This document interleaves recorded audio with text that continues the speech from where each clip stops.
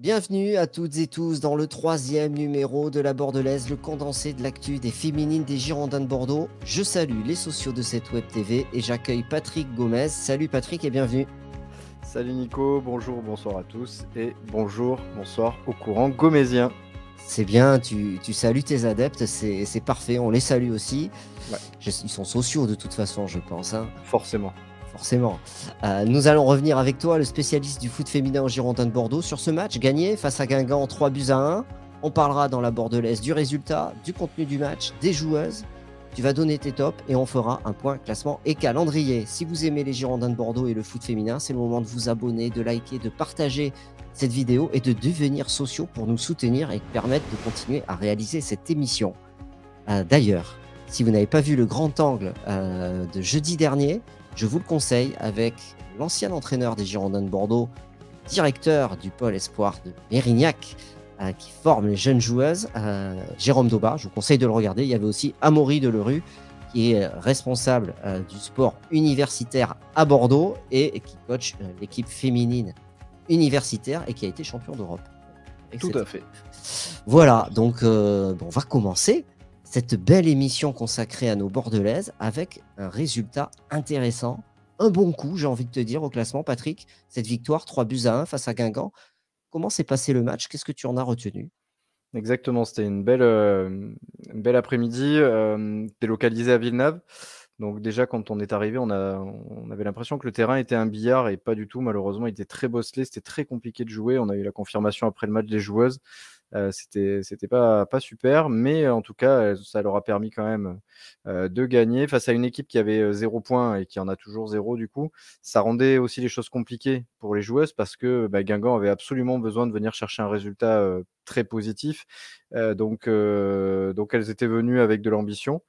Et Patrice Lerre nous a réservé une petite surprise sur ce match puisque contre Lyon et contre Montpellier, il avait évolué avec un système en 3-5-2 qui avait beaucoup gêné Montpellier et qui avait aussi rendu la tâche compliquée à Lyon. Donc on s'attendait à ce qu'il maintienne ce système-là, d'autant plus que le retour de Fiona Aliègre de la Coupe du monde du 17 permettait de la faire jouer en piston. Eh ben, pas du tout. Il est reparti sur un 4-2-3-1 et qui a bien fonctionné puisque ça a permis à nos Bordelaises de gagner. Mais c'était la première surprise. Donc on avait toujours Mylène Chavaz dans les buts, pardon, qui Non, pas devient dans le bus, elle est descendue non, pas du dans le bus. bus, elle est descendue, oui, oui, tout à fait. Elle est et donc Mylène Chavaz titulaire avec Fiona Liègre sur sa gauche, Julie Thibault et Marion Elewin qui vient de fêter ses 18 ans. Donc, il faut le rappeler peut-être de temps en temps, la jeunesse de ce groupe, qui est déjà titulaire et qui a fait un très bon match. Andrea Lardès sur la droite. Le milieu de terrain, pareil, indéboulonnable, Maëlle Seguin, 18 ans, avec Ella Palis, qui est toute jeune internationale aussi. Et on avait donc après le trident offensif avec Maëlle Garbino à la baguette, Julie Dufour sur la gauche et Michaela Cardia sur la droite. Et pour terminer, Amanda Gutiérrez qui avait fait une très bonne entrée contre Lyon, qui était titularisée certainement pour la récompenser de son bon travail face à Guingamp. Donc ça, c'était la compo de départ. Ouais, et Bordeaux qui marque assez vite dans ce match, avec Ouais, un. D'ailleurs, Gutiérrez est impliquée sur le but, elle dévie sur la gardienne, et c'est Mika Cardia, encore elle, la exactement. Marseillaise, qui marque. Exactement, sur une belle combinaison entre Maëlle Garbino et Maëlle Seguin qui lui remet donc Maëlle centre au premier poteau, un centre un peu moyen, mais que Amanda Gutiérrez arrive à dévier et la gardienne fait un très bel arrêt, mais Mika Cardia a suivi et pousse le ballon au fond des filets. Donc c'était dès la 6e minute, ça nous faisait rentrer très bien dans le match et ça nous permettait de mieux gérer, on aurait pensé la première mi-temps.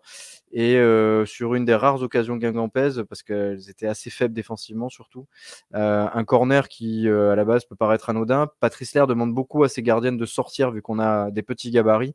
Il demande énormément à Mylène Chavas ou même Justine Leron d'aller prendre les ballons. Et certainement que ça avait été travaillé par Guingamp puisque la joueuse tente un corner un peu extérieur du droit rentrant. Mylène s'avance au départ et finalement ça atterrit sur le poteau, ça lui rebondit dessus et ça rentre, donc c'est un corner direct. Très bien joué de la part de Guingamp parce que je pense que c'était volontaire et qui malheureusement dès la 16e minute nous fait que Guingamp égalise.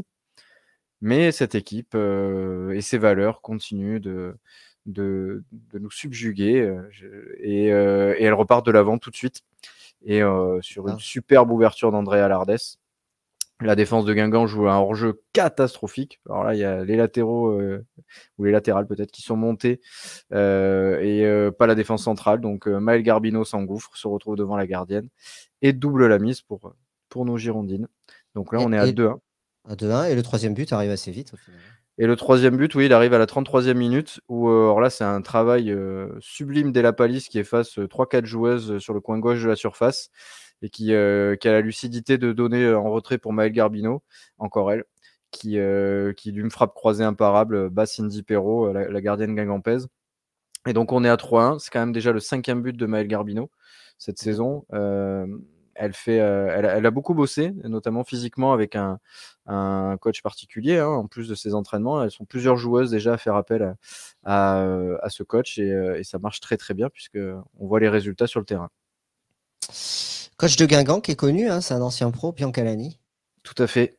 Biancalani qui avait eu une grosse suspension sur des propos pas terribles, mais qui aujourd'hui est, à mon avis, quand même, il commence à être en danger. C'est effectivement un ancien professionnel. Je ne sais pas quelle expérience il avait avant, mais il a pris assez vite l'équipe guingampaise. Ça a plutôt bien marché sur les saisons précédentes. Là, cette année, elles ont perdu quelques joueuses importantes et les recrues sont pas au niveau, donc c'est assez difficile pour elles. Et défensivement, très très faible Guingamp. Sur la première mi-temps, ça a été criant.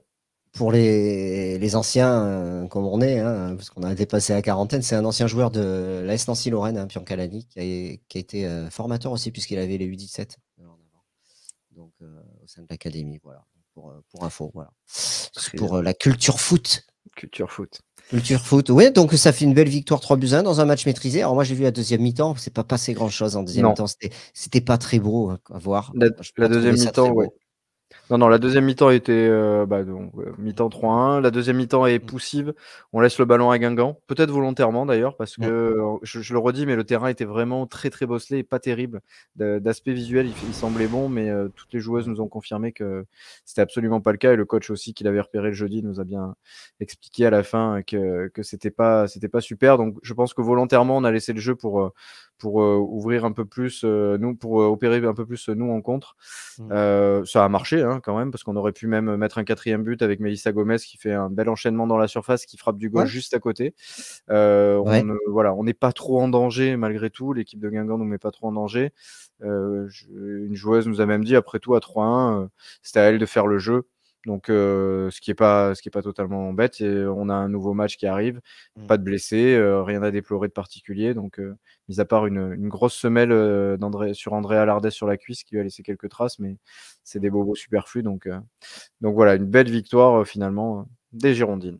Donc on verra dans un instant l'incidence au classement, mais avant ça, tu vas donner tes tops. Quels sont tes tops sur ce match, Patrick ? Alors ça n'a pas été évident parce que, comme tu l'as dit, on a vu une deuxième mi-temps assez moyenne, mais le top, elle a fait un très bon match et en plus elle marque 2 buts, c'est forcément Maël Garbino, qui a en plus été élue joueuse du mois d'octobre en D1 Arkema. Et je remercie tous les supporters qui se sont mobilisés parce que c'est les supporters qui votent, donc merci à eux. Et elle a encore fait un très bon match. On sent que ce poste de numéro 10, un peu électron libre, lui convient très bien. Je le redis, mais elle a fait un gros travail physique. Ça se sent dans ses appuis, dans ses contacts. Elle résiste beaucoup mieux qu'il y a encore 2 saisons. Donc c'est vraiment très intéressant. Donc Maël Garbino, top de ce match, joueuse du match pour moi. La deuxième joueuse que je vais citer, elle a fait une très bonne première mi-temps. Elle a surtout, c'est presque pour l'ensemble de son début de saison, c'est Julie Dufour. Qui est hyper intéressante dans ses courses. Elle va très très vite, elle a une technique qui est largement au-dessus de la moyenne. Elle s'exprime pas beaucoup, elle est plutôt discrète, mais sur le terrain c'est vraiment un régal à voir jouer. Et je trouve que voilà, elle a encore fait 45 minutes de très grande qualité. En deuxième mi-temps, elle rechigne pas sur les efforts défensifs, elle fait ses replis.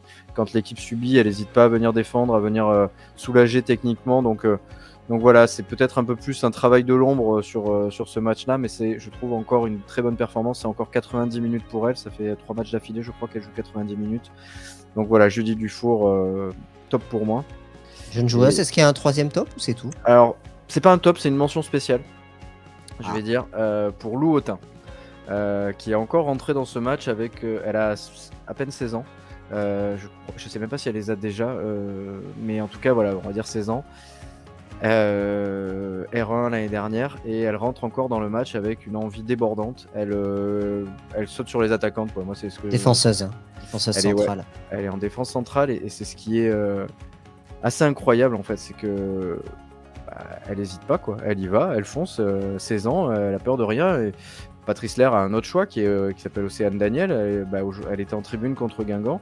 Il fait jouer une défenseur moins expérimentée, mais ça prouve déjà toute la confiance qu'il a en la jeunesse bordelaise, et en plus ça lui rentre sur le terrain parce qu'elles font des très bons matchs, toutes ces jeunes. Et Lou Autain, voilà, c'est une mention spéciale. Elle a joué que 20 minutes, mais par contre elle les a encore très très bien faites, comme contre Lyon. Donc voilà, j'aime beaucoup en tout cas. C'est un peu comme chez les hommes là, on découvre une nouvelle génération de joueuses qui est assez sympa à suivre. Et Patrice Lair n'a pas peur de les lancer. Ah non, ça.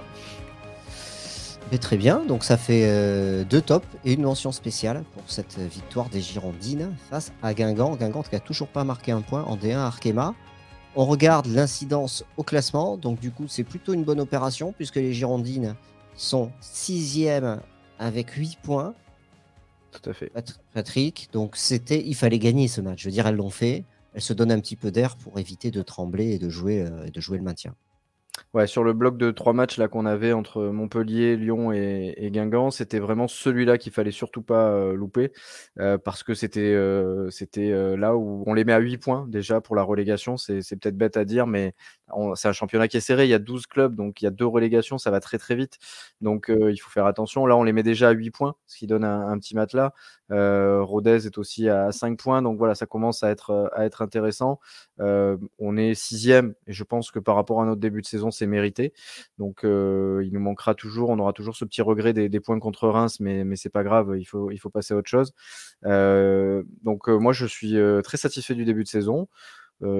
Aujourd'hui, on fait notre championnat comme il faut, c'est-à-dire qu'on est capable d'accrocher les gros, parce qu'on fait une bonne performance contre Lyon, on accroche Montpellier, et il y a encore 2 très gros matchs qui vont arriver. Ça va être un plaisir de les suivre sur ces deux gros matchs.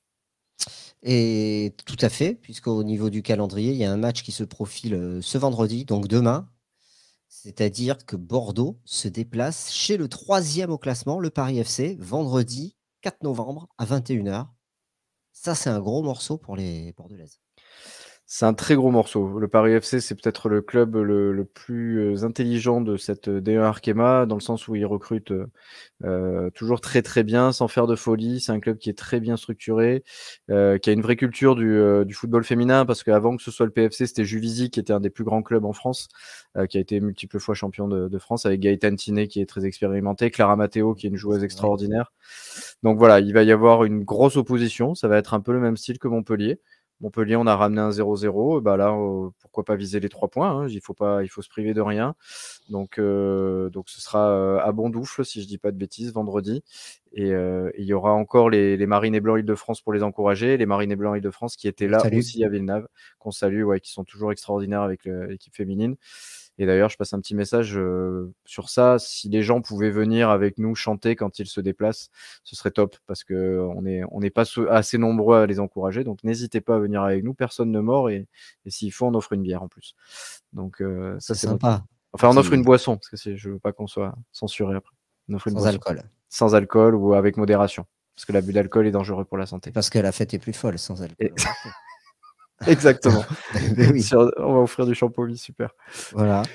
Donc, non, mais très bien, c'est la Marine et Blanc Île-de-France qui supportent aussi bien l'équipe masculine que féminine, et qui sont des grands fans de sport féminin et des Girondins, bien sûr.